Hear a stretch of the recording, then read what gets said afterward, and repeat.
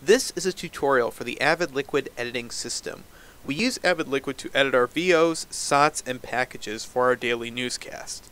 This tutorial will take you through the basics of capturing video to creating and completing a VO. The first thing we want to do is open up Liquid by clicking on the icon. When we open up the program, a window will appear asking us to log in. Now you will use your FS number in both the username and the password to log into Liquid. This is what Avid Liquid looks like when it is opened. Now let's go over the parts really quickly. First, on the top left hand corner you'll notice the clip window.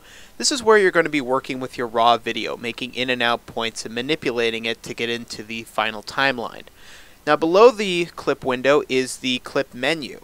Now all those little boxes are pieces of raw video and templates for timelines where you will be putting your final clips into. On the top right hand corner is the preview window. This is basically what your final product is going to look like as you play it in the timeline, which is right below it. Now in the timeline, this is where all your clips are going to be put together and where you're going to basically create your final product. So think of it this way. On the left hand side is where you work with all your raw video. On the right hand side is where you make your final cut. Let's move on to capturing your footage. Simply put the mini DV tape into the tape deck. Now if you're on one of these shared editing systems, you will need to make sure that the tape deck is switched to the right station. Look above your station and you will notice either an A or a B. From there, go to the FireWire switch box and then follow the directions that are on the box. Now if you're one of the 3 private editing booths in the back, you won't need to worry about switching. Now let's get that footage into the computer. First, click on the capture button right above the timeline. In your clip window, you will see something that will ask you to name the reel. Keep the name simple and in all capital letters. Let's call this one Test Reel. Now your preview window will have something come up as well. In this window, you're going to have to name your clip. So just name the clip under the same name you named the reel. Now under Photog, type in who shot it, and in the comments section, type in who edited it. If you get this message, it means there is something wrong between the connection of the tape deck to the computer.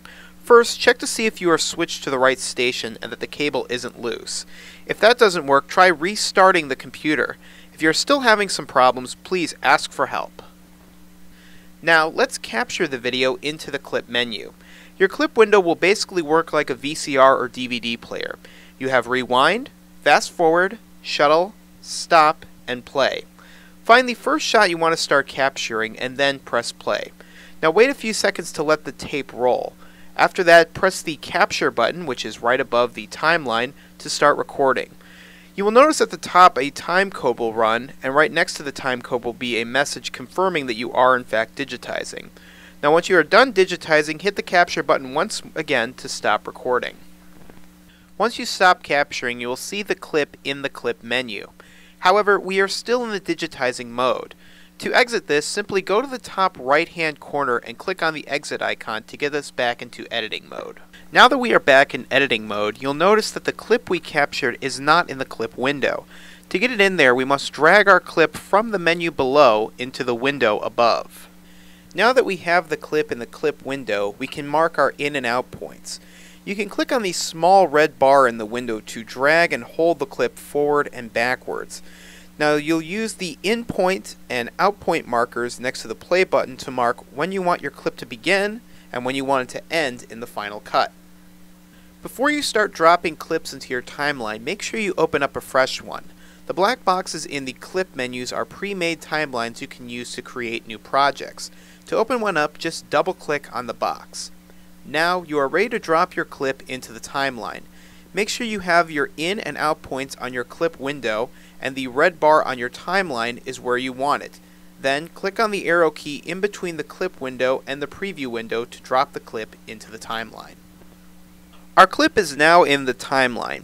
You can zoom in and out on the timeline using the slider on the bottom left hand side.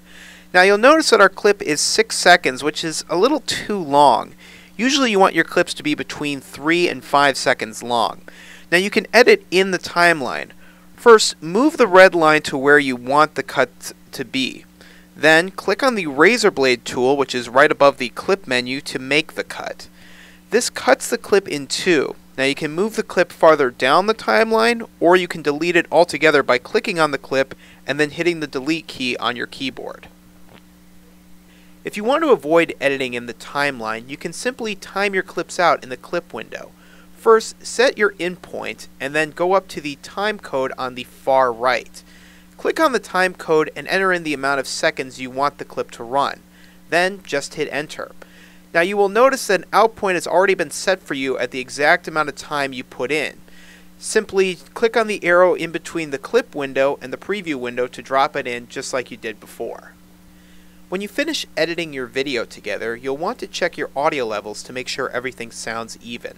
To do that, click on the audio editor button right above the timeline. Now this will open up an audio mixer in your clip window. Now just simply play the clip in your preview window and watch the levels in the audio mixer. Now our last clip is a little low, so let's move the red line back to the start of the last clip using our event arrow keys. So now we're at the start of the clip. Now I'm going to move the NAT soundbar up, which is that middle bar right there. You don't want to click on the stereo bar on the far right, that's just going to screw up your mix altogether. Make sure to move the NAT sound. So we'll play the clip. It's still a little low compared to the other clips we had in that timeline. So we'll go back to the previous event arrow and then move that NAT sound up just a little bit more. Now it's not an exact science, you're going to have to play around with it to just get the perfect mix. Just like with the capture mode, we'll need to press the exit button on the top right hand corner to get us back into edit mode. Now some stories require titles. Check with the assignment editor to make sure that what you are working on requires a title. If it does, go to the baseline CG folder on the clip menu.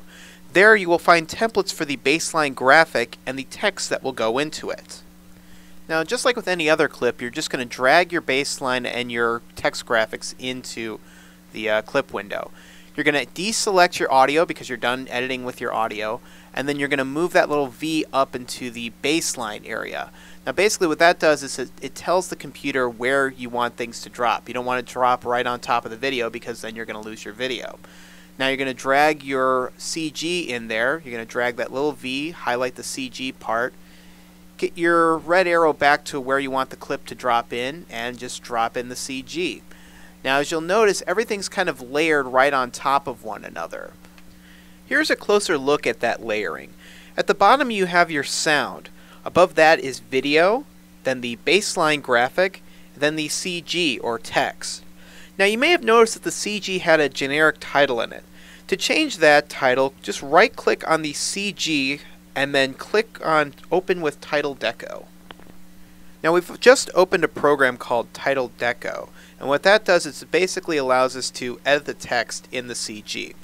So what you do is just click on the words and then just kind of start typing. So I'm going to call this Duck Race and have the locator be DeKalb. Now you're noticing I'm typing into the default text that's already there. Now this is done for a couple of reasons. One is we want to keep everything in the same space, and two, we want to keep everything in the same font. If I were just going to delete everything and then start typing into it, I wouldn't have the default spacing and the default font. When you are done typing your graphic, click on File, then Save Graphic, then just close out of Title Deco, and as you can see, the CG now reads what we want it to say.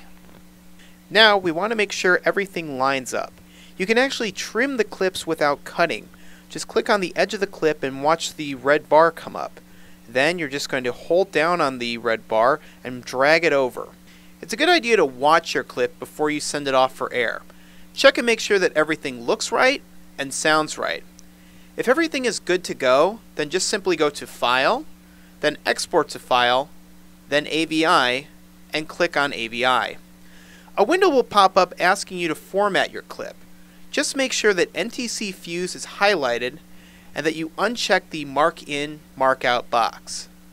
After that, another window will pop up asking you where you want to save this file. Make sure the top bar says Roland B1, and as for the file name, just name it after your story. Also, make sure to label it as a VO or a SOT. After that, just simply click Save. This concludes this tutorial. You have learned how to capture and edit both video and audio, and how to add titles and save your work. Now there are a lot of steps, and if you need additional help, please feel free to ask questions.